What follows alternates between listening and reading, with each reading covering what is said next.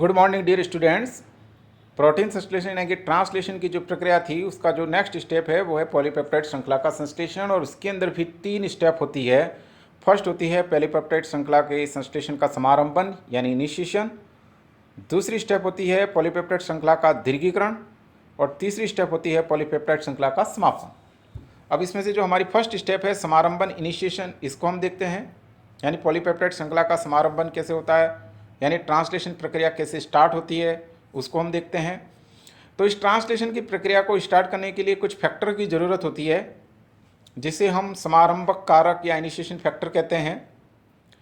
Prokaryote में ये समारंभक कारक जो होते हैं वो 3 प्रकार के होते हैं: initiation factor first, initiation factor second and initiation factor third. Eukaryotes में ये 10 से भी अधिक प्रकार के होते हैं, लगभग 10 प्रकार के। Eukaryote initiation factor first, second, factor third, factor fourth A, fourth B, fourth C, fourth D, fourth E, factor 5 and factor 6। Okay, क्या पढ़ रहे हैं हम? ट्रांसलेशन का इनिशिएशन या प्रोटीन सिंथेसिस का इनिशिएशन पढ़ रहे हैं, समारंभन पढ़ रहे हैं। उसके लिए कुछ रेस्पॉन्सिबल फैक्टर होते हैं, उसमें से फर्स्ट प्रोकैरियोट में 3 प्रकार के, यूकैरियोट्स में 10 प्रकार के। इन फैक्टर के अलावा ग्वानोसिन ट्राइफॉस्फेट यानी कि जीटीपी की आवश्यकता होती है। इसके अलावा लोडेड टीआरएनए, जो अभी हमने देखा था इससे पहले वाले वीडियो में कि टीआरएनए जो कि अमीनो एसिड के साथ जुड़ा हुआ हो, जिसके मतलब अमीनो एसिड उसके साथ जुड़ा हुआ, उसको हम क्या कहते हैं? लोडेड टीआरएनए या चार्ज्ड टीआरएनए, या फिर हम उसको अमीनो एसिड टीआरएनए कहते हैं। इसके बाद राइबोसोम, राइबोसोम की फिर यूनिट होती है, सब यूनिट आप जानते हो, स्मॉल एंड लार्ज। इसके बाद में राइबोसोम यूनिट को जोड़ने के लिए मैग्नीशियम आयन।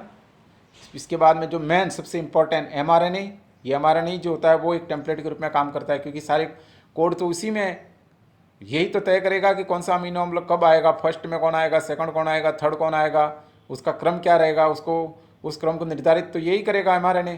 तो ये टेम्पलेट के रूप में काम करेगा प्रोटीन संश्लेषण में। तो ये आपके समारंभक कारक या प्रारंभक कारक हो गए, ठीक है। नाउ द प्रोटीन सिंथेसिस की प्रक्रिया में प्रोकैरियोट जो होते हैं उसमें अब देखते हैं हम सबसे फर्स्ट कि प्रोटीन संश्लेषण की प्रक्रिया प्रोकैरियोट में कैसे स्टार्ट होती है। तो प्रोकैरियोट्स में जो एमआरएनए होता है, उस एमआरएनए के सबसे आगे वाले सिरे पर, 5' सिरे पर, यानी कि 5' जो सिरा होता है सबसे आगे प्रोकैरियोट्स के एमआरएनए पर, वहाँ पर एक विशिष्ट प्रकार की संरचना या श्रृंखला होती है जिसको बोलते हैं साइन डेलगार्नो सीक्वेंस। ये लगभग 8 नाइट्रोजनिक क्षारकों के युग्म से बनी हुई होती है, और जो एमआरएनए का स्टार्ट कोडन होता है जनरली AUG, उससे कोई 4 से 12 नाइट्रोजनिक बेस पेयर पहले स्थित होती है। हम क्या पढ़ रहे हैं? प्रोकैरियोट में प्रोटीन सिंथेसिस का इनिशिएशन कैसे होता है, तो उसको समझने के लिए हम बता रहे हैं कि भाई कि प्रोकैरियोट्स जो होता है उसमें जो एमआरएनए होता है, उस एमआरएनए में सबसे आगे साइन डेलगार्नो सीक्वेंस होती है जो कि 8 नाइट्रोजनिक क्षारकों की बनी होती है, और ये स्टार्ट कोडन से 4 से 12 नाइट्रोजनिक क्षारक पहले स्थित होती है। दूसरी बात, ये सीक्वेंस क्यों इंपॉर्टेंट होती है? क्योंकि ये सीक्वेंस राइबोसोम की छोटी उप इकाई को पहचानने में कैपेबल है। अब ये राइबोसोम की छोटी इकाई को कैसे पहचान सकती है? क्योंकि इस उप इकाई में जो 16S RNA पाया जाता है, 16S RNA जो राइबोसोम की प्रोकैरियोट की छोटी इकाई में पाया जाता है, उसमें ये जो साइन डेलगार्नो सीक्वेंस है उसकी पूरक सीक्वेंस होती है, जिसे एंटी साइन डेलगार्नो सीक्वेंस भी कह सकते हैं। तो इस एंटी साइन डेलगार्नो सीक्वेंस जो कि राइबोसोम की छोटी उप इकाई में स्थित 16S RNA में पाई जाती है, वो इस साइन डेलगार्नो सीक्वेंस को पहचानती है, और दोनों की पूरक होती है एक दूसरे। ये एक दूसरे की पूरक होने की वजह से अब ये इसको पहचान करके राइबोसोम की छोटी उप इकाई को इससे जोड़ती है। तो इस तरीके से अब एमआरएनए के साथ राइबोसोम की छोटी उप इकाई जुड़ जाएगी।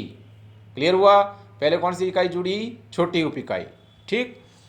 इसी बात को अगर हम यूकैरियोट्स में देखें तो यूकैरियोट्स में जो एमआरएनए होता है उसमें 7 मिथाइल ग्वानोसिन कैप होती है, 7 mg कैप होती है, और ये 7 mg कैप जो होती है वो राइबोसोम की जो छोटी उप इकाई, यहाँ पर 40S होगी, यहाँ पर 30S होगी, ठीक है।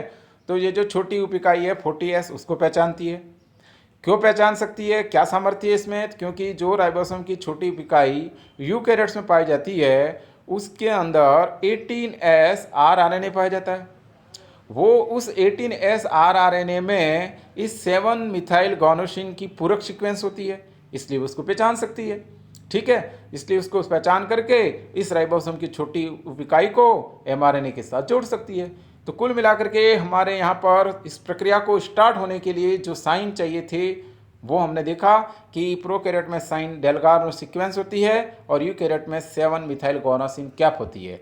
इस वजह से ये इसको पहचान सकता है 16S rRNA को और ये 18S rRNA को। इस तरीके से दोनों की छोटी उप इकाइयाँ होती है वो पहचान में आती है और वो फिर mRNA से जुड़ती है और इस तरीके से स्टार्ट होता है, प्रोटीन संश्लेषण की प्रक्रिया स्टार्ट होती है। जब राइबोसोम की छोटी उप इकाई mRNA के साथ जुड़ जाती है, इसके बाद में मैग्नीशियम आयन की मदद से Mg+2 की मदद से उसकी उपस्थिति में राइबोसोम की बड़ी उप इकाई भी आकर के इस छोटी उप इकाई के साथ जुड़ जाती है। ठीक है, जैसा कि चित्र में आपको बताया था मैंने, ये देखिए, ये राइबोसोम की ऊपर वाली जो इकाई है वो कौन सी है, बड़ी उप इकाई, और ये छोटी, तो पहले कौन जुड़ी, छोटी उप इकाई। ठीक है, किसने कैसे पहचाना, प्रोकैरियोट में साइन डेल्गार हमने देखा था, यूकैरियोट में 7 मिथाइल गॉनोसिन देखा था। इन दोनों के आधार पर ये छोटी उप इकाई इससे आकर जुड़ी। जैसे ये जुड़ेगी तो फिर इससे आकर के बड़ी जुड़ जाएगी, और बड़ी को जोड़ने के लिए कौन सा आयन प्रयुक्त होता है, Mg+2।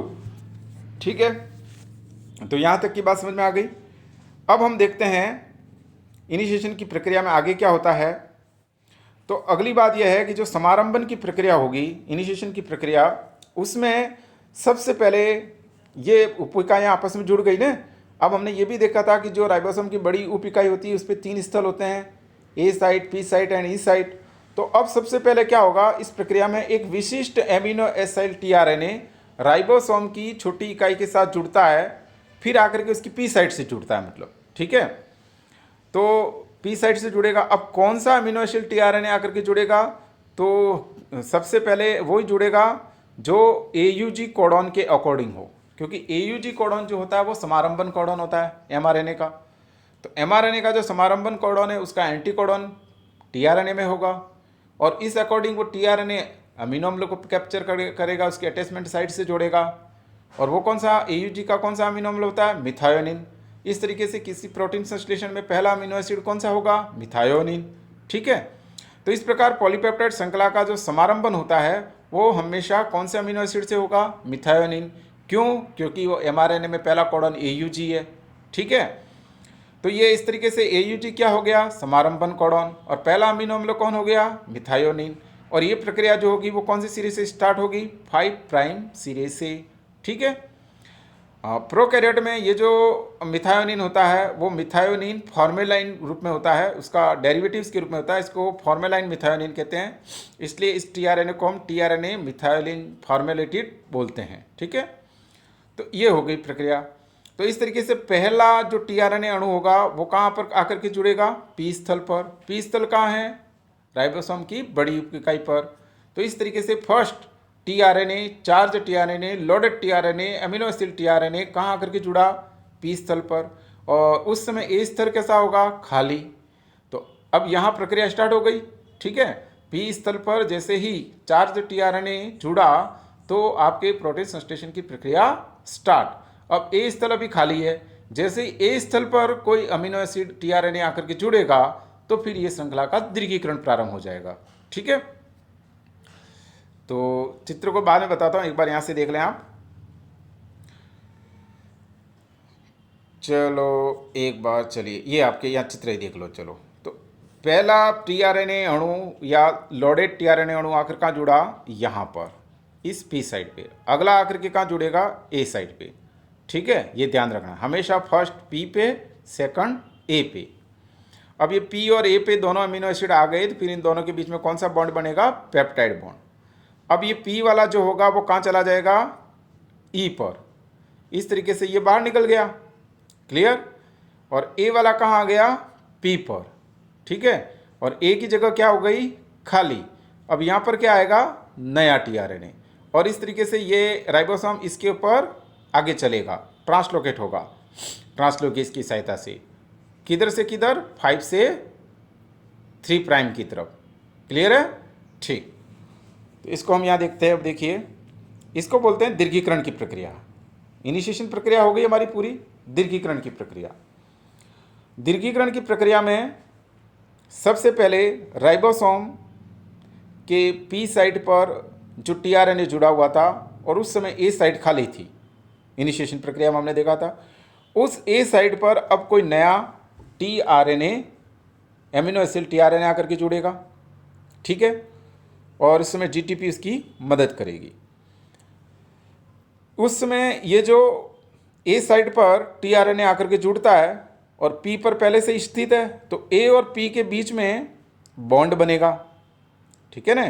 पी व ए स्थल दोनों पास पास में हैं और इन दोनों के अमीनो अम्ल के बीच में एक के कार्बोक्सिलिक ग्रुप और दूसरे के एमिनो ग्रुप, दोनों के बीच में पेप्टाइड बॉन्ड बनेगा। और इस बॉन्ड को बनाने के लिए पेप्टाइडल ट्रांसफरेज एंजाइम प्रयुक्त होगा। साथ में 23S rRNA भी मदद करता है।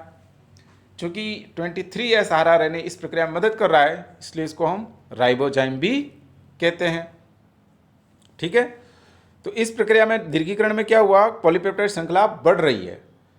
तो बढ़ने के लिए पहले पी पर एक था ही फर्स्ट स्टार्ट में, दूसरा ए पर दूसरा अमीनो एसिड आया, दोनों के बीच में पॉलीपेप्टाइड बॉन्ड बना। अब पी पर जो पी साइड पर जो चार्ज टीआरएनए था वो कहाँ आ जाएगा, ई साइड पर, चित्र मैंने बताया था। जब ई साइड पे आ जाएगा, पी साइड क्या हो गई, खाली। जैसे पी साइड खाली होगी तो ए साइड पर जो अभी चार्ज टीआरएनए था वो कहाँ स्थानांतरित हो जाएगा, पी साइड पर। और इस तरीके से अब ए साइड क्या हो जाएगी, खाली, और अब इस ए साइड पर नया टीआरएनए आकर जुड़ेगा और इस तरीके से ये क्रम चलता रहेगा। पी साइड खाली होगी, ई साइड से टीआरएनए निकल जाएगा, खाली पी साइड पर ए साइड वाला अमीनो एसिड आएगा। अब ए साइड खाली होगी तो उस पर नया अमीनो एसिड आएगा और उनके बीच में ए और पी के बीच में पेप्टाइड बॉन्ड बनता जाएगा और ये राइबोसोम एमआरएनए पर 5 प्राइम से 3 प्राइम की तरफ आगे बढ़ता जाएगा और ये प्रक्रिया होती जाएगी, ठीक है। देखिए, तो ये जो स्थानांतरण हो रहा है, यानी कि पी साइट वाला ई पे जा रहा है, पी खाली होती है, फिर ए वाला ए साइट का अमीनो एसिड पी पे आता है, ए खाली होता है, वहाँ पर फिर नया अमीनो एसिड आता है। तो ये जो स्थानांतरण की प्रक्रिया होती है वो दीर्घीकरण कारक यानी कि इलोंगेशन फैक्टर की मदद से होती है। तो यूकैरियोट में इलोंगेशन फैक्टर EFG तथा प्रोकैरियोट में प्रोकैरियोट में EFG तथा यूकैरियोट में EF2 इस क्रिया को मदद करता है। और इन फैक्टर को एंजाइम ट्रांसलोकेज भी नाम दिया गया है। ये जो फैक्टर हैं जो ट्रांसलोकेशन का काम कर रहे हैं उसको हम क्या कहते हैं, एंजाइम ट्रांसलोकेज। और ये जो एंजाइम होते हैं वो राइबोसोम को 5 प्राइम से 3 प्राइम की तरफ आगे बढ़ाते हैं। जैसे जैसे राइबोसोम आगे बढ़ता जाएगा, एमआरएनए के अलग अलग कोडॉन उसके सामने आते जाएंगे, वो अलग अलग कोडॉन को पढ़ता जाएगा, उसी के अकॉर्डिंग टीआरएनए नए नए आकर के जुड़ते जाएंगे ए साइड पर और फिर उनके बीच में बॉन्ड बनते जाएंगे और पॉलीपेप्टाइड श्रृंखला का आगे इलोंगेशन होता जाएगा, ठीक है।